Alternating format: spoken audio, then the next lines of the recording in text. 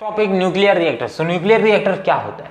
Nuclear reactor एक type के power generator होते हैं जो कि न्यूक्लियर फिजन एनर्जी जो जनरेट होती है उसके थ्रू उसी एनर्जी को यूटिलाइज करके इलेक्ट्रिकल एनर्जी बनाया जाता है। और इस पूरे प्रोसेस को हम न्यूक्लियर रिएक्टर प्रोसेस बोलते हैं और इसमें जो एनर्जी जनरेट होती है उसे हम न्यूक्लियर एनर्जी बोलते हैं या फिर न्यूक्लियर फिजन एनर्जी के नाम से भी कॉमनली जाना जाता है। तो पूरा स्ट्रक्चर और पूरे का पूरा वर्किंग प्रिंसिपल हम इन 4+1 मतलब 5 के इफेक्ट्स के बारे में समझ करके ही समझ लेंगे। तो चलिए स्टार्ट करते हैं पहले पॉइंट से, न्यूक्लियर फ्यूल्स। तो सबसे पहला जरूरी होता है किसी भी रिएक्टर को चालू करने के लिए फ्यूल। तो हमारे पास यहाँ भी न्यूक्लियर रिएक्टर्स को चालू करने के लिए न्यूक्लियर फ्यूल्स की जरूरत है। न्यूक्लियर फ्यूल्स मेनली कंसिक्वेंट होते हैं जिनका इस्तेमाल करके हम पूरे फंक्शनिंग को कंट्रोल करते हैं, फंक्शनिंग को स्टार्ट करते हैं। तो मेनली न्यूक्लियर फ्यूल्स एक टाइप के बूस्टअप प्रोवाइड करने में मदद करते हैं, मतलब स्टार्टिंग प्रोसेस को स्टार्ट करते हैं। जैसे कि ज्यादातर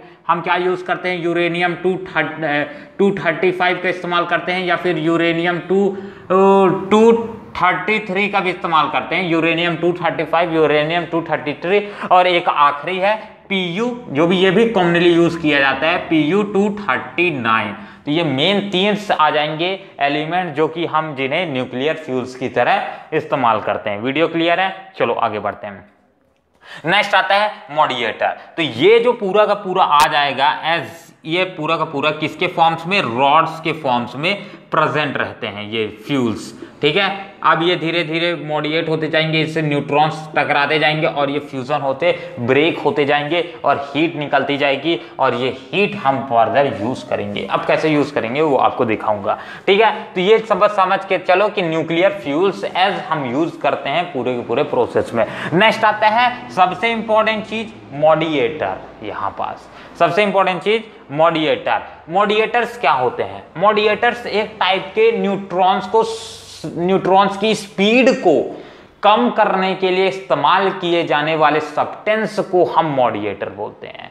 मतलब साफ सी बात है कि जो भी अगर हम यूरेनियम को फ्यूजन करते हैं, न्यूक्लियर फ्यूजन करते हैं, तो इससे क्या बनता है, हमारे पास न्यूट्रॉन्स मिलते हैं। अब जो भी न्यूट्रॉन्स मिल रहे हैं वो एक टाइप के क्या रहते हैं, फास्ट मूविंग न्यूट्रॉन्स रहते हैं। और fast moving neutrons further easily absorb नहीं किया जा सकता यूरेनियम 235, यूरेनियम 233 और या फिर PU 239 जो हम पहले डिस्कस कर चुके हैं। तो इसीलिए हम उस फास्ट मूविंग न्यूट्रॉन्स की स्लो करने के लिए ताकि वो इजिली एब्जॉर्ब हो सके, उसकी काइनेटिक एनर्जी को कम करने के लिए हम इन मॉड्यूलेटर्स का इस्तेमाल करते हैं। तो मॉड्यूलेटर्स क्या करते हैं, फास्ट मूविंग न्यूट्रॉन्स की काइनेटिक एनर्जी को सिंपली बोल सकते हो या फिर उनकी स्पीड को कम कर देते हैं, गिरा देते हैं। ठीक है, यूजेबल एनर्जी पे हम यूजेबल बोल सकते हो, यूजेबल एक टाइप के स्पीड पे हम उसे लेके आते हैं, जैसे स्लो मूविंग न्यूट्रॉन्स बाद में फॉर्मेशन होता है। एक से हमारा प्राइमरी न्यूट्रॉन्स फर्दर एक किसी भी यूरेनियम को इसके साथ कंबाइन होगा, इसके बाद जो 2 या 3 न्यूट्रॉन्स मिलेंगे, ये 2 या 3 फास्ट मूविंग न्यूट्रॉन्स रहेंगे और इन फास्ट मूविंग न्यूट्रॉन्स को सेकेंडरी न्यूट्रॉन्स बोला जाता है। और यही सेकेंडरी न्यूट्रॉन्स को हमको स्लो करना है तो हम मॉड्यूलेटर्स का इस्तेमाल करते हैं। ज्यादातर मॉड्यूलेटर में D2O का इस्तेमाल किया जाता है, D2O का इस्तेमाल किया जाता है। अब साफ सी बात हो रही होगी जिसे हैवी वाटर भी बोला जाता है, पर आपके दिमाग में एक क्वेश्चन आया होगा कि भाई हमने क्यों यूज नहीं किया मॉड्यूलेटर के तौर पे एक आइडल वाटर मतलब H2O का इस्तेमाल नहीं किया, क्यों नहीं किया? हमने सिर्फ और सिर्फ D2O का इस्तेमाल क्यों किया? D2O क्या है, हैवी वाटर है। ठीक है, तो D2O का इस्तेमाल क्यों किया? तो देखो ये भी जो भी हमारे पास मॉड्यूलेटर हम इस्तेमाल करते हैं ये हाईली हाइड्रोजन रिच मॉड्यूलेटर्स होते हैं। हाईली हाइड्रोजन रिच पूरा का पूरा नेचर रहता है, बट ये जो हाइड्रोजन यहाँ प्रेजेंट रहता है ये इधर ये पूरा का पूरा मेरा कंट्रोल, ये पूरे यूरेनियम के रॉड हो जाएंगे और इधर जो लिक्विड भरा हुआ है ये D2O ही है। ठीक है, तो ये पूरा का पूरा जो D2O है, साइड में लिख लो D2O, या मैं मॉड्यूलेटर के रूप में लिख भी दिया हूं D2O। तो ये पूरा का पूरा D2O है जिसमें हाईली इनरिच, हाईली बहुत ज़्यादा हाइड्रोजन प्रेजेंट रहते हैं। अब जो हाइड्रोजन इसमें प्रेजेंट रहेंगे वो न्यूट्रॉन एब्जॉर्ब नहीं करते हैं, और हम ऐसे ही एलिमेंट्स को चूज करते हैं जो कि न्यूट्रॉन एब्जॉर्बिंग कैपेसिटी उसकी बहुत कम हो, क्योंकि अगर मैं कोई और एलिमेंट्स या फिर कोई और लिक्विड यहां भर देता तो मेरे को प्रॉब्लम क्रिएट हो जाती, क्योंकि उसके मॉलिक्यूल्स न्यूट्रॉन्स जो वहां मूव कर रहे हैं उसको एब्जॉर्ब कर लेते और एब्जॉर्ब करके वो खत्म कर लेते अपने ही अंदर, जो कि मुझे नहीं चाहिए था। मुझे न्यूट्रॉन्स तो यूरेनियम से टकराने हैं, सेकेंडरी न्यूट्रॉन, ताकि वो सेकेंडरी न्यूट्रॉन से फर्दर और जाके न्यूक्लियर प्रोसेस होते रहे, न्यूक्लियर चैन रिएक्शन मेंटेन रहे, ताकि एनर्जी मुझे कंटिन्यूअसली मिलती रहे। तो ऐसा मुझे एलिमेंट नहीं चाहिए कि जो खुद ही न्यूट्रॉन खा जाए। इसलिए हम ज्यादातर H2O मतलब हाइड्रोजन के इस्तेमाल करते हैं, हाइड्रोजन रिच एलिमेंट्स यहां लेते हैं। तो D2O भी एक टाइप का हाइड्रोजन ही है, ठीक है, हाइड्रोजन मॉलिक्यूल है, तो इसी का इस्तेमाल किया जाता है। बट कई लोगों के दिमाग में यही क्वेश्चन आता है कि हम यहाँ हैवी वाटर का इस्तेमाल किए बट एक नॉर्मल वाटर का क्यों इस्तेमाल नहीं किए, प्लेन वाटर का। तो एक प्लेन वाटर का इस्तेमाल करने का सिर्फ और सिर्फ ना करने का यही कारण है दैट प्लेन वाटर जो होता है उसकी न्यूट्रॉन एब्जॉर्बिंग कैपेसिटी अच्छी खासी। यहाँ के जो हाइड्रोजन, इसमें हाइड्रोजन प्रेजेंट है, ये हाइड्रोजन आसानी से न्यूट्रॉन्स एब्जॉर्ब कर लेते हैं और ड्यूट्रॉन में चेंज हो जाते हैं। अब ड्यूट्रॉन में चेंज हो जा रहा है, मुझे नहीं चाहिए था, वो पूरा प्रोसेस अनस्टेबल मेंटेन कर देता है, ज्यादातर न्यूट्रॉन्स को खुद ही एब्जॉर्ब कर लेता है, और जिसके कारण न्यूक्लियर रिएक्टर बर्बाद हो जाता है प्रोसेस। तो यहाँ वाटर नॉर्मली ये हाइड्रोजन यहाँ प्रेजेंट है, H2O एक न्यूट्रॉन को एब्जॉर्ब कर लेता है और न्यूट्रॉन न्यूट्रॉन मिलकर के इसका पूरा न्यूक्लियस ड्यूट्रॉन बना लेता है, और यही नहीं चाहिए था। बट ठीक है, D2O में क्या होता है, पहले से ही ड्यूट्रॉन प्रेजेंट है। अब पहले से ही ड्यूट्रॉन प्रेजेंट है तो वो कहाँ ड्यूट्रॉन बनाएगा, है ना, यही तो है मेन कॉन्सेप्ट। क्या है, इसमें पहले से ही ड्यूट्रॉन बने हुआ है, तो ड्यूट्रॉन और कहां से, ड्यूट्रॉन से ट्यूट्रॉन थोड़ी ना बनाता है, ठीक। यहाँ पास सिंगल हाइड्रोजन है, तो ये एक हाइड्रोजन मिल करके उसके न्यूक्लियस मिल करके एक और न्यूक्लियस उसका जो है उसके अंदर न्यूक्लियॉन्स जो प्रेजेंट है, मतलब एक सिंपल सा समझ सकते हो, न्यूट्रॉन्स जो प्रेजेंट है उसके अंदर, वो न्यूट्रॉन्स और एक जो बाहर से कोई कोलाइडर न्यूट्रॉन्स आएगा वो एक दूसरे के साथ कंबाइन होकर ड्यूट्रॉन बना लेंगे। अब मुझे नहीं चाहिए क्योंकि ये ड्यूट्रॉन खा रहे हैं, और मैं इसलिए ऐसे एलिमेंट को लूंगा जिसमें पहले से ड्यूट्रॉन प्रेजेंट है, तो D2O एक बेस्ट है, ठीक। तो यहाँ मॉडिएटर्स की तरह इस्तेमाल करते हैं, जैसे कि D2O आ जाएगा, एक बेस्ट मॉडिएटर की तरह इस्तेमाल किया जाता है, और इसकी तरह और ये हम कॉमनली यूज करते हैं, ग्रेफाइट का भी यूज किया जाता है कई एक्सपेरिमेंट्स में, बट ग्रेफाइटली कॉमनली हैवियर होता है, एज स्टेबिलिटी उसकी अच्छी खासी होती है, D2O टाइप की ही वो भी वर्क करता है, बट वो हमारे लिए थोड़ा सा कम हो जाता है। अब किस कारण से कम, क्योंकि वो थोड़ा सा कॉस्टली होता है, तो इसलिए उसका यूज नहीं किया जाता। चलो ठीक, मॉडिएटर का आपने काम समझा भाई, बहुत ज्यादा इंपॉर्टेंट है। नेक्स्ट स्टार्ट करते हैं इससे में control rods. What is control rods, video clear है, एक बार चेक कर लूं, क्लियर है, ठीक है। कंट्रोल रॉड्स का क्या इस्तेमाल है, देखो कंट्रोल रॉड्स मेनली पूरे प्रोसेस को स्टेबलाइज करेंगे। अब मुझे क्या चाहिए, कहीं ब्लास्ट ना हो जाए, तो इस ब्लास्ट को रोकने का भी तरीका है, क्या, कंट्रोल रॉड्स का तरीका। कंट्रोल रॉड्स ही पूरे प्रोसेस को मेंटेन करेंगे। ये रहा मेरा कंट्रोल रॉड, ठीक, ये रहा मेरा कंट्रोल रॉड, ठीक। तो कंट्रोल रॉड्स का इस्तेमाल किया जाता है। कंट्रोल रॉड्स एक ऐसे टाइप्स के एलिमेंट से बना होता है जो कि बहुत ज्यादा न्यूट्रॉन्स एब्जॉर्बिंग कैपेसिटी रखता है, जैसे कि ये हो गया, किससे बना रहता है, किससे, कैडमियम टाइप के एलिमेंट से बना होता है, आई थिंक सो। तो चलिए, जैसे कि ये हो जाएगा कैडमियम हो गया, बोरोन हो गया, ठीक है। तो ऐसे टाइप्स के एलिमेंट से बना होता है जिनका न्यूट्रॉन एब्जॉर्बिंग कैपेसिटी बहुत ज्यादा होती है। तो ये ज्यादातर न्यूट्रॉन्स को, जैसे ही न्यूट्रॉन्स की तादाद बढ़ने लगती है, तो अब देखो क्या होता है प्रोसेस में, यहाँ पास अगर न्यूट्रॉन्स ज्यादा बढ़ जाएंगे, तो न्यूट्रॉन ज्यादा बढ़ेंगे तो ज्यादा चेन रिएक्शन होगी, ज्यादा चेन रिएक्शन होगी तो मतलब और ज्यादा न्यूट्रॉन्स बनेंगे, और ज्यादा न्यूट्रॉन्स बनेंगे तो और तेजी से चेन रिएक्शन होगी, हीट ज्यादा इन्वॉल्व होगी, और ये अनस्टेबिलिटी की ओर ये पूरा रिएक्शन चलने लगेगा। तो इन अनस्टेबिलिटी को ना हो, इसके लिए हम कंट्रोल रॉड्स को मेंटेन करके रखते हैं। कंट्रोल रॉड्स क्या करता है, वहां पास से जाके न्यूट्रॉन्स को एब्जॉर्ब कर लेता है जो पूरे सिस्टम में प्रेजेंट है, और वो न्यूट्रॉन्स को एब्जॉर्ब जैसे ही कर लिया तो वहां सिस्टम में न्यूट्रॉन्स कमी हो गई, तो चैन रिएक्शन धीमा पड़ जाएगा, ठीक है। चैन रिएक्शंस को रोकने के लिए या फिर चैन रिएक्शन को कंट्रोल करने के लिए हम कंट्रोल कंट्रोल रॉड्स के यूज करते हैं। जनरली ये कैडमियम से बना होता है या फिर बोरॉन से बना होता है, तो ये बेस्ट है 2 एलिमेंट जिनका इस्तेमाल किया जाता है। तो ओवरऑल एक स्टेबलाइजर की तरह काम करते हैं। अगर ये नहीं तो भाई nuclear chain reaction, nuclear reactors use करना बहुत ज़्यादा खतरेदार है, क्योंकि अगर न्यूक्लियर रिएक्टर फटा तो आसपास की पूरी प्रजाति खत्म हो जाएगी करीब करीब 40 से 50 साल तक के लिए, ठीक है, कम से कम। तो इसलिए बहुत ज़्यादा स्टेबिलिटी मेंटेन की जाती है। अभी और इसको सेफ्टी के बढ़ाने के लिए क्या यूज़ किया जाता है, पहला तो कंट्रोल रॉड्स का सेफ्टी बढ़ाने के लिए इस्तेमाल किया जाता है, ठीक है। नेक्स्ट आता है कोलेरेंट, ये पूरे के पूरे सेफ्टी, तीनों सेफ्टी के लिए है मेनली।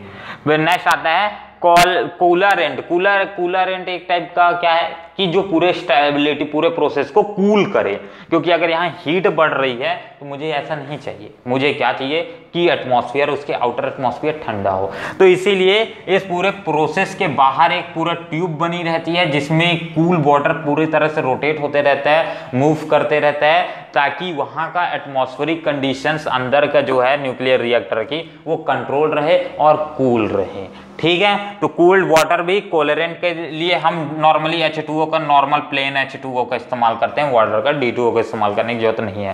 ठंडा वाटर ट्रांसमिट करते रहते हैं, तो इसके कारण ये पूरा प्रोसेस ठंडा रहता है। तो ये हो जाएगा। अब नेक्स्ट आता है शील्डिंग। आखिरी ये भी प्रोटेक्शन के लिए इस्तेमाल किया जाता है। शील्डिंग क्या होता है? शील्डिंग एक टाइप का पूरा बाहर में लगी हुई एक वॉल है जो करीब करीब 2 से 5 मीटर तक की मोटी होती, मतलब बहुत ज्यादा, करीब करीब कितना, इतना मोटी रहती होगी वो वॉल, ठीक है। अब ये वॉल पूरी की पूरी कंक्रीट से बनी होती है एज स्टेबिलिटी को बनाने के लिए। दूसरी बात सेफ्टी के लिए, जो कि उसके आसपास जो भी वर्कर्स काम कर रहे हैं तो उनसे उसको कोई हार्म ना हो, बट ऐसा नहीं होता भाई, ठीक है। कुछ भी कर लो, गामा रेज इतनी खतरनाक है तो वो निकल ही जाएंगी, और भाई गामा रेज निकली तो किसी ना किसी को भैया शरीर पे इफेक्ट करेंगे ही, और अगर शरीर पे वो थोड़ी सी भी लग गई तो वहाँ कैंसर होने के चांसेस है। और दूसरी बात, वहाँ सेल रिएक्शन डिस्टर्ब हो जाएगा और पूरा पार्ट गया बॉडी का, ठीक। उससे कारण वो सेल्स वहाँ के जल्दी जल्दी ग्रो होंगे, और जल्दी जल्दी ग्रो होंगे तो जल्दी जल्दी मरेंगे, और जल्दी जल्दी मरेंगे तो इंसान गया काम से, 10-12 दिन में टपक जाएगा। इसलिए वैसे तो ये बहुत ज़्यादा सेफ्टी मेंटेन की जाती है, but overall I think so कि थोड़ी बहुत कमी पड़ जाती है, जिसके कारण कुछ गामा रेस तो भाई निकल ही जाते हैं। तो ये इतनी मोटी वॉल के लगाने के बावजूद, तो वो अपनी बात की बात है। बट सेफ्टी के लिए हम शील्डिंग से इस्तेमाल करते हैं, जो कि कंक्रीट का बना होता है, जो कि करीब 2 से 5 मीटर तक रहता है, ठीक। चलो, तो ये आ जाएगा आपका शील्डिंग के लिए, ये हो जाएगा। अब आता है इसका पूरा वर्किंग प्रिंसिपल क्या है। तो एक इसका फटाक से पहले स्क्रीनशॉट ले लो, क्योंकि अभी गोचा गाची होगा तो आपके लिए ही घाटेमंद है, ठीक। आप बढ़ते हैं पूरा किस तरह से प्रोसेस होता है। तो यहाँ से स्टार्ट करते हैं। सबसे पहले क्या होता है, हम यहाँ पास से सबसे पहले हम यूरेनियम रॉड्स का इस्तेमाल करते हैं। यूरेनियम रॉड्स में हम चैन रिएक्शन इस्तेमाल करते हैं, मतलब पहले N2O, मतलब एक न्यूट्रॉन से इसकी रिएक्शन कराना चालू करते हैं। अब फर्दर जो सेकेंडरी न्यूट्रॉन्स बने वो जाके इससे टकराएंगे, फिर सेकेंडरी न्यूट्रॉन्स फिर से टकराएंगे, फिर यहाँ न्यूट्रॉन्स टकराते ही रहेंगे। उस समय हम क्या करते हैं, फिर जो भी हमारे पास कंट्रोल रॉड्स रहता है उसको ऊपर खींच लेते हैं, यहाँ पास को भी यहाँ से, मतलब ये यहाँ सिस्टम में ना प्रेजेंट रहेगा। सिस्टम में ये डीप्ड प्रेजेंट रहेगा तो ये सारे के सारे न्यूट्रॉन्स को एब्जॉर्ब कर लेगा, इसीलिए हम इसको ऊपर खींच लेते हैं। अब ये पूरा ऊपर है तो यहाँ चैन रिएक्शन बहुत तेजी से हो जाए। जैसे ही तेजी से बहुत ज्यादा तेज हो जाएगा तो हम कंट्रोल रॉड्स को नीचे घुसेड़ देते हैं। कंट्रोल रॉड्स को नीचे घुसेड़ने से कंट्रोल स्टेबलाइज हो जाता है, ठीक। अब यहाँ पास से जैसे ही यूरेनियम ब्रेक करेगा तो फर्दर इसमें 3 सेकेंडरी न्यूट्रॉन्स बनेंगे, और उसके साथ साथ हमने बात किया था 2 से 3 तो बनता ही है, कवर है,